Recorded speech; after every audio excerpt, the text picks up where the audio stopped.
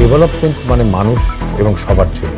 এখানে দলাদলি করলে প্রকৃত ডেভেলপমেন্ট হয় না। প্রকৃত ভোটার যারা এখানকারই মানুষ, তাদের নাম যাতে বাদ না যায়, সেই হেল্পটা আমরা করছি। এটা কিন্তু অন্য কোনো দল করছে না, না বিজেপি না সিপিএম। জাঙ্গিপাড়ার মানুষ বিশ্বাস করে যে ওনার কাছে গেলে আমার একটা সমস্যার সমাধান হবে, নয় উনি একটা ভালো রাস্তা আমাকে দেখিয়ে দেবেন।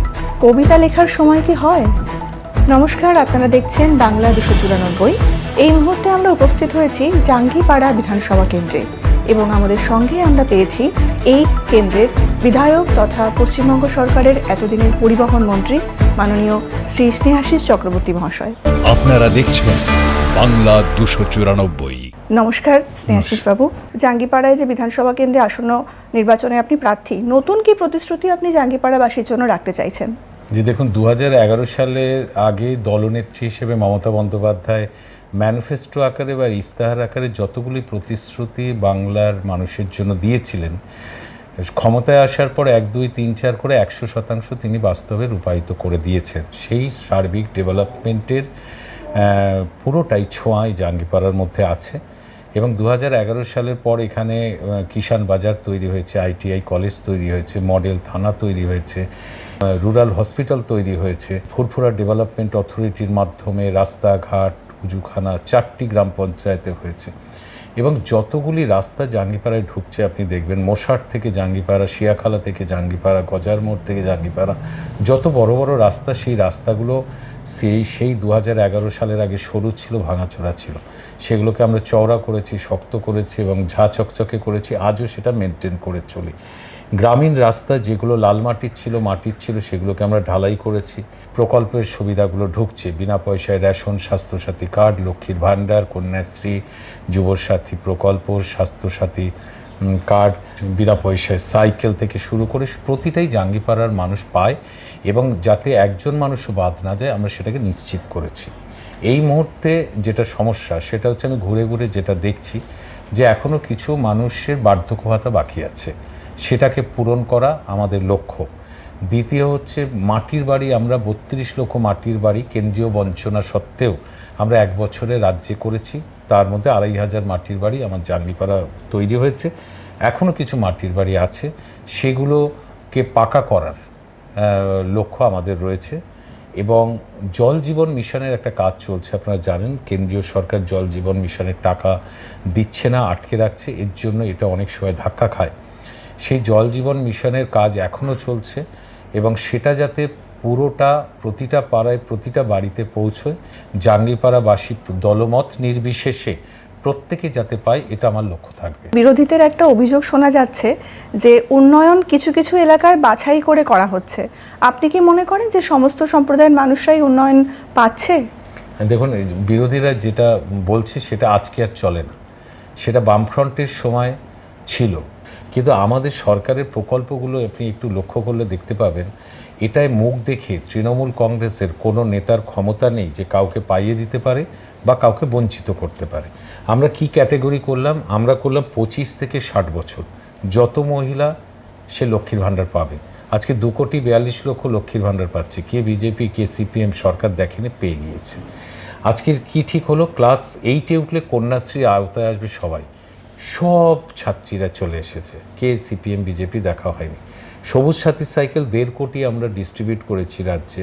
সেই 1.5 কোটি সবুজ সাথী সাইকেল সব রাজনৈতিক দল পেয়েছে। আজকে আর মুখ্যমন্ত্রী কিন্তু এভাবে ডেভেলপমেন্ট করছেন না যে আমি পঞ্চায়েত নেতাদের বলছি তোমরা তালিকা তৈরি করো কে পাবে কি পাবে না। এই সুযোগ কিন্তু আমাদের সরকারের আমলে মুখ্যমন্ত্রী রাখেননি। এর জন্য বেনিফিট সবাই পাচ্ছে। ডেভেলপমেন্ট মানে মানুষ এবং সবার জন্য। এখানে দলাদলি করলে প্রকৃত ডেভেলপমেন্ট হয় না, রাজ্য তাতে এগোবে না। ওটা যারা বিরোধীরা অভিযোগ করছেন, অভিযোগটা কিন্তু সেটা হচ্ছে একটা ফাঁকা আওয়াজ হচ্ছে, মানুষ ওটা বিশ্বাস করে না, ওর জন্য বিরোধীরা ভোট পায় না। তৃণমূল বিপুল ভোটে যেতে এই কারণে, মানুষ তো বেনিফিট পাচ্ছে। জাঙ্গিপাড়ার যুব সম্প্রদায়ের জন্য নতুন কর্মসংস্থানের কোনো পরিকল্পনা আছে? আমরা এই মুহূর্তে WBCS এবং PSC SSC পরীক্ষার জন্য একটা ভালো ট্রেনিং ক্যাম্প করেছি। এখানে যারা ছাত্রছাত্রীরা পড়াশোনা করে, 300-400 স্টুডেন্ট আছে, তাদের ট্রেন্ড করা হচ্ছে এবং তাদের ইংলিশ শেখানো হচ্ছে। স্পোকেন ইংলিশ থেকে শুরু করে এগুলো এক্সপার্টরাই করছে।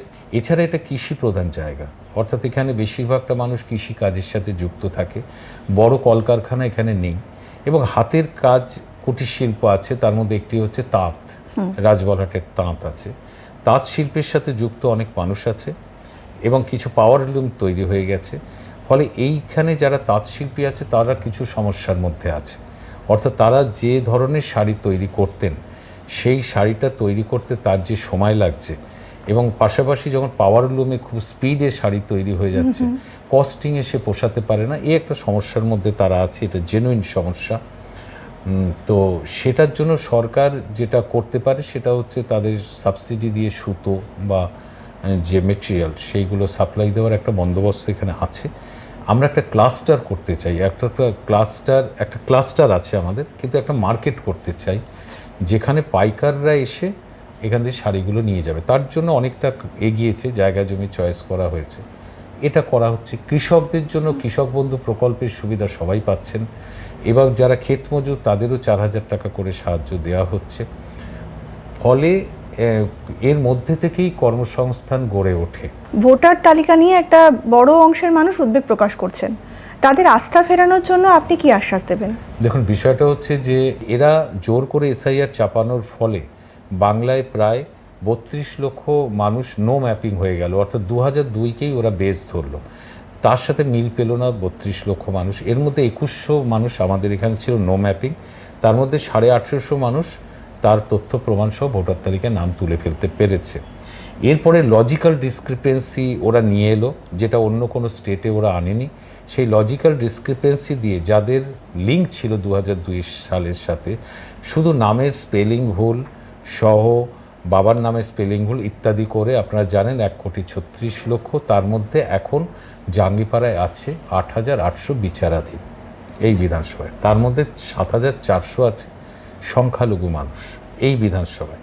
আমরা যেটা করেছি, অভিষেক বন্দ্যোপাধ্যায় যেটা করেছিলেন আপনারা জানেন, যে আমরা 80,000 বুথে আমরা BLA 2 দিয়েছিলাম, অর্থাৎ তারা মানুষের কাছে গিয়ে যাতে এনুমারেশন ফর্ম ফিল আপ করতে পারে সহযোগিতা করার জন্য। জাঙ্গিপাড়া ব্লকেও আমরা যতগুলি 284টা যে বুথ আছে আমরা BLA 2 দিয়েছিলাম, তারা সহযোগিতা করেছে। আমরা একটা ওয়্যার রুম স্থাপন করেছিলাম 10 জন কম্পিউটার বসিয়ে, তারা নিয়মিত BLA 2-র সাথে যোগাযোগ রেখে কোন মানুষের কি অসুবিধা আছে, কি হেল্প করতে হবে তারা করেছে।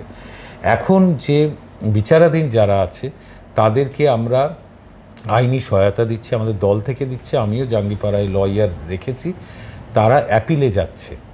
অর্থাৎ তার জন্য BDO অফিসে তাদের অ্যাপিলটা গ্রহণ করা হচ্ছে, সেখানে তাদের যাতায়াতের যদি কোনো অসুবিধা থাকে আমরা সেটাকেও হেল্প করছি। বাড়ির মহিলারা যদি গাড়ি করে যায় আমরা তাতেও হেল্প করছি, এবং তারা যে ডকুমেন্টগুলো আছে বা সহযোগিতা করা, রাজ্য সরকারের যেটা আইনত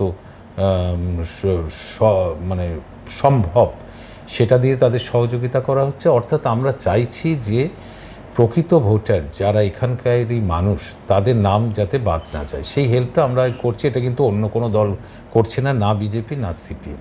একটু একটা র্যাপিড ফায়ার ছোট্ট যদি আপনি অনুমতি দেন, প্রথমেই জানতে চাইবো এক কথায় জাঙ্গিপাড়াকে কি বলবেন? জাঙ্গিপাড়া আমার একেবারে মনের প্রাণের একটা ক্ষেত্র। জাঙ্গিপাড়া আমার ভালোবাসার জায়গা। এই ভালোবাসার জায়গায় সবচেয়ে বড় কোনো চ্যালেঞ্জ ফেস করেন কি? চ্যালেঞ্জ একটাই, যে কি করে মানুষের যে দারিদ্রতা, যে অশিক্ষা রয়েছে, যে চিকিৎসাহীনতা রয়েছে, আমাদের সরকার সেগুলো প্রকল্পের মাধ্যমে দূর করার চেষ্টা করছে। আমারও সেটাই লক্ষ্য, যে জাঙ্গিপাড়া থেকে যেন প্রতিটি বাচ্চা ICDS-এ যায়, পড়াশোনা করে, প্রত্যেকে চিকিৎসা পায়, প্রত্যেকে মাথার উপর একটা আচ্ছাদন থাকে, প্রত্যেকে যাতে একটা সুন্দর পরিবেশ পায় যেখানে ছোট বাচ্চারা বড় হয়ে উঠতে পারবে। চ্যালেঞ্জের কথা জানলাম, সবচেয়ে বড় সাফল্য হিসেবে কোন কথা তুলে ধরবেন? মানুষের ভালোবাসা পেয়েছি, যে জাঙ্গিপাড়ার মানুষ বিশ্বাস করে যে ওনার কাছে গেলে আমার একটা সমস্যার সমাধান হবে, নয় উনি একটা ভালো রাস্তা আমাকে দেখিয়ে দেবেন। এটা দল ও মত নির্বিশেষে প্রত্যেকে এটা বিশ্বাস করে। জীবনে চলার পথে কর্মক্ষেত্রে আপনার অনুপ্রেরণা? আমাদের রাজনৈতিক জীবনে তো অবশ্যই মমতা বন্দ্যোপাধ্যায়, এটা নিয়ে কোনো সন্দেহ নেই। মমতাদির লড়াই, মমতাদির কাজ করার ধরন, এবং তিনি সরকারের মুখ্যমন্ত্রী হিসেবে যেভাবে বাংলার 10 কোটি মানুষকে উন্নয়নের বৃত্তের মধ্যে যুক্ত করেছেন, সেখান থেকে অনুপ্রেরণা পেয়েছি যে রাজনীতি মানে হচ্ছে মানুষ। শেষ প্রশ্ন, কিন্তু এই প্রশ্নটার উত্তর জাঙ্গিপাড়া মানুষের কাছে তুলে ধরবার একটা প্রয়াস। কবিতা লেখার সময় কি হয়? আমি তো অ্যাকচুয়ালি ছোটোবেলায় লিখতাম, এগুলোই করতাম, কিন্তু এখন সময় কখন হয় না, কারণ আমি 2-3-4 ঘন্টা ঘুমোই। এছাড়া প্রতিটা সময় আমার মনের মধ্যে ভাবনা চলতেই থাকে। এক হচ্ছে আমার কেন্দ্র নিয়ে ভাবনা, প্লাস হচ্ছে আমার ডিপার্টমেন্ট পরিবহন নিয়ে ভাবনা, তৃতীয় হচ্ছে আমি দলের স্পোকস পারসন এবং বিভিন্ন জেলায় আমাকে মিটিংয়ে যেতে হয়, সেইগুলো নিয়ে ভাবনা। আর চতুর্থত হচ্ছে যে পথ খুঁজতে থাকি, যে যখনও দেখি যে অনেক মানুষ খুব কষ্টের মধ্যে আছে, কিন্তু ব্যক্তিগতভাবে সেই মানুষগুলোকে কিছু ভরিয়ে দেওয়ার ক্ষমতা তো আমাদের সেটা নেই, আছে সরকারি ব্যবস্থাপনার মধ্যে দিয়েই আছে। সেটাই পথ খুঁজতে থাকি, সেই মানুষগুলোকে কীভাবে রিলিফ দেওয়া যায়। আমি এটা খুঁজতে থাকি, দেখতে থাকি। রাস্তা দিয়ে যেতে যেতে এখনও যখন দেখি যে কোনো বাড়ি একেবারে মাটির বাড়ি ভেঙে পড়েছে, আমার খারাপ লাগে। আমি খোঁজ নিই যে মাটির বাড়ির তালিকায় নাম আছে কিনা, যদি না থাকে তাহলে আগামী দিনে কিভাবে তার নামটা যুক্ত করে তাকে করে দেওয়া যাবে, সেই চেষ্টা করতে থাকি। আমি এখানে কোনো রাজনীতি দেখি না জাঙ্গিপাড়ায়।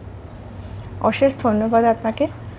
আমরা এতক্ষণ সঙ্গে ছিলাম জাঙ্গিপাড়া বিধানসভা কেন্দ্রের মাননীয় বিধায়ক তথা পশ্চিমবঙ্গ সরকারের এতদিনের পরিবহন মন্ত্রী মাননীয় শ্রী স্নেহাশিস চক্রবর্তী মহাশয়ের কাছে। ক্যামেরায় নীলেশের সঙ্গে আমি প্রিয়াঙ্কা, বাংলা 294। চোখ রাখুন বাংলা 294 এর পেজে।